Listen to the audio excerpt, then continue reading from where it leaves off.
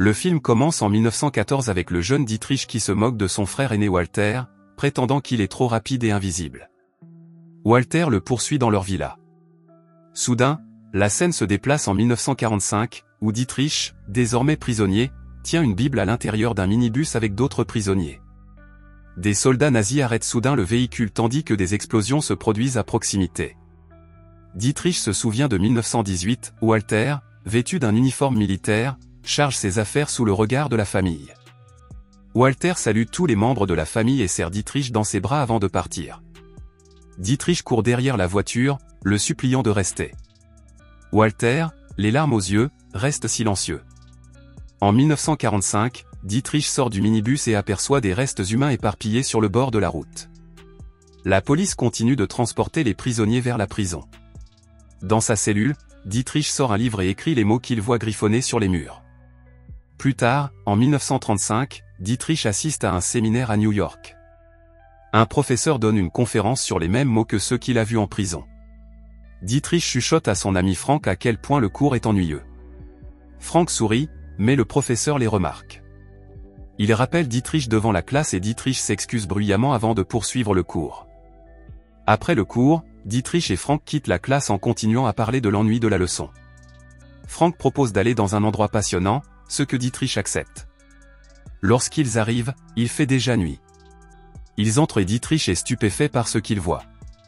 L'endroit est rempli de Noirs américains qui s'amusent. Frank explique ce qu'est le jazz et Dietrich admet qu'il ne s'est jamais senti aussi vivant. Un homme sur scène entend leur conversation et invite Dietrich à jouer du piano.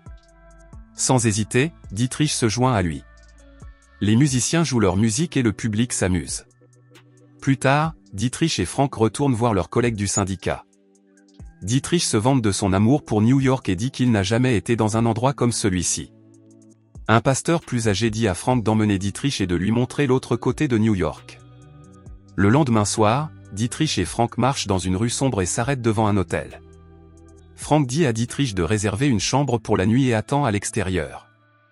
Quelques instants plus tard, Dietrich revient, le sourire aux lèvres, et dit qu'il n'a payé que $2, ce qu'il considère comme un juste prix. Frank lui prend la clé de la chambre et décide de vérifier si le prix est toujours équitable. Frank entre dans l'hôtel et demande au propriétaire de lui montrer la chambre que son ami vient de réserver. Le propriétaire blanc se saisit soudain d'une arme et lui dit qu'il n'y a pas de chambre. Dietrich intervient, confus par ce qui se passe, mais avant qu'il ne puisse dire quoi que ce soit, le propriétaire le frappe au visage avec l'arme et le menace. Il quitte l'hôtel et Dietrich est visiblement ébranlé par ce qui vient de se passer. Frank lui explique alors la dure réalité, malgré la joie qu'ils ont connue la veille, des gens comme lui vivent dans la peur tous les jours. Il dit à Dietrich que les Noirs américains ne se sentent ni en sécurité ni protégés. Après avoir appris cette leçon, Dietrich rentre chez lui en Allemagne. Il joue du jazz au piano pour sa famille, en utilisant ce qu'il a appris à New York. Lorsqu'il termine, sa famille le regarde avec confusion. Il explique brièvement la musique, puis leur dit qu'à cause de ce qu'il a vu à New York, il ne veut plus être pasteur. Mais Dietrich surprend tout le monde en disant qu'il veut plutôt prêcher à l'église elle-même.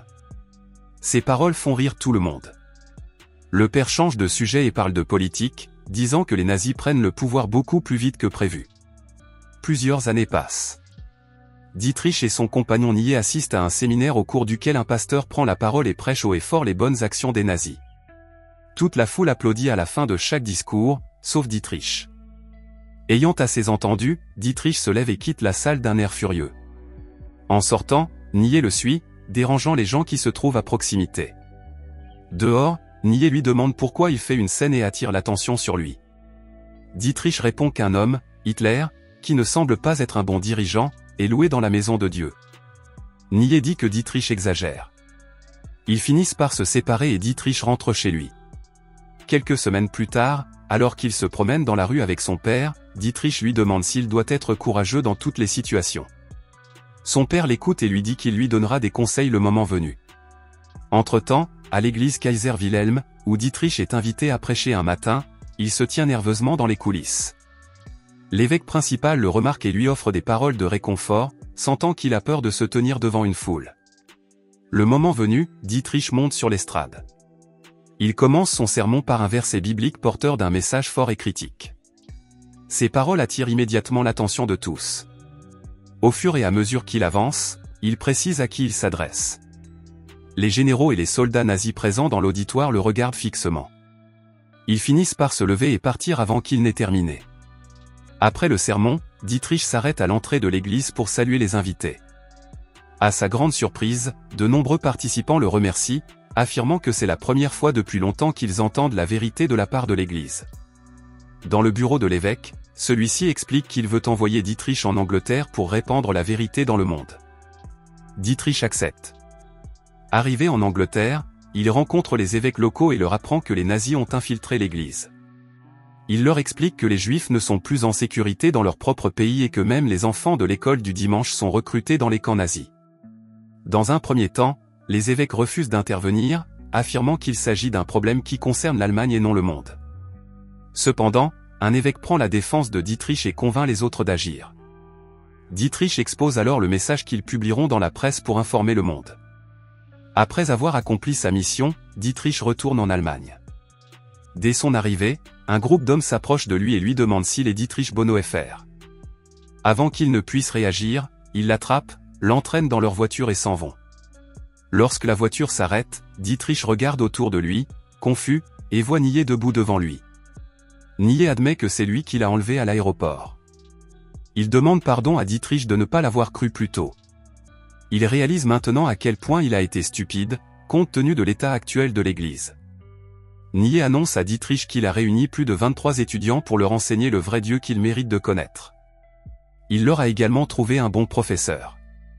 Dietrich, ignorant que Nié parle de lui, loue l'idée et se dit satisfait. Mais lorsque Nié révèle que Dietrich est lui-même l'enseignant, il hésite. Il dit qu'il ne peut pas enseigner parce qu'il a le cœur brisé. Après un moment de réflexion, Dietrich accepte et va à la rencontre de ses élèves. Après avoir passé un peu de temps avec eux, Dietrich commence à aimer l'idée. Il commence à donner son cœur à ses élèves et leur demande d'écouter un chant gospel sur le mal du pays. Alors qu'il réfléchit à la chanson, la scène bascule dans le présent, où Dietrich, désormais dans sa cellule de prison, sanglote en essayant de la chanter à haute voix. À ce moment-là, un bruit de bombes et d'explosions secoue la prison.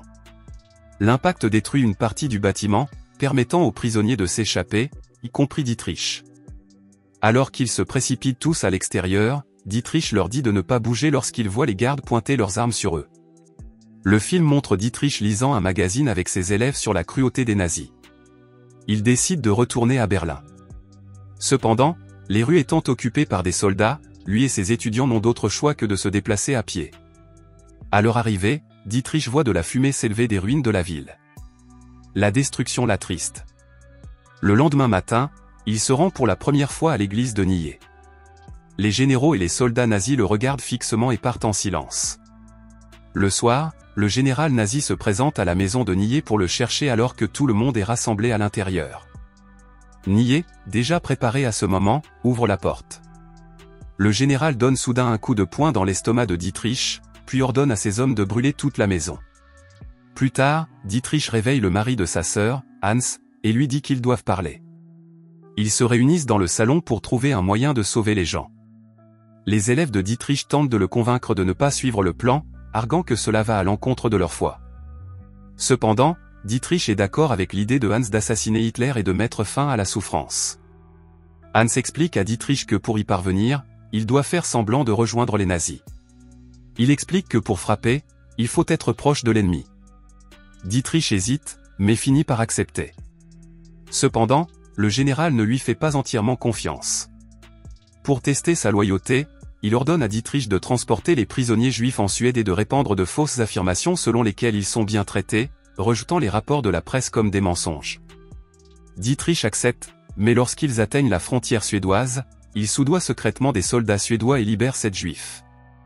Les nazis deviennent immédiatement suspicieux et commencent à enquêter sur la disparition de l'argent. Sentant le danger, Hans dit à Dietrich de fuir en Angleterre et de s'y cacher pendant un certain temps. Après quelques hésitations, Dietrich suit son conseil. Pendant ce temps, leur tentative d'assassinat échoue, Hitler n'entre pas dans le bâtiment qu'ils avaient prévu de faire exploser. Lorsque Dietrich apprend la nouvelle, il demande à l'Angleterre de l'aider à lui fournir des armes, mais sa demande est rejetée. C'est alors qu'il décide de retourner à Berlin pour partager la souffrance de son peuple. Un matin, des soldats allemands débarquent chez lui et l'arrêtent. Il est emmené en prison, où il reste longtemps. Dans les dernières scènes, Dietrich et d'autres prisonniers sont déportés dans une autre prison pour y être punis. Hans organise secrètement un moyen pour lui de s'échapper, mais Dietrich refuse. Il dit à Hans qu'il ne s'échappera pas seul et qu'il veut endurer la souffrance avec les autres. Avant l'exécution, Dietrich prêche une dernière fois, prononçant des paroles de foi et de courage. Il est ensuite traîné à l'extérieur et se tient devant la corde de la pendaison. La poutre en bois grince sous son poids et le retient. L'écran devient noir et un texte apparaît, révélant qu'Hitler a été vaincu pendant la Seconde Guerre mondiale quelques jours après l'exécution de Dietrich. Hitler s'est suicidé et tous les prisonniers ont été libérés.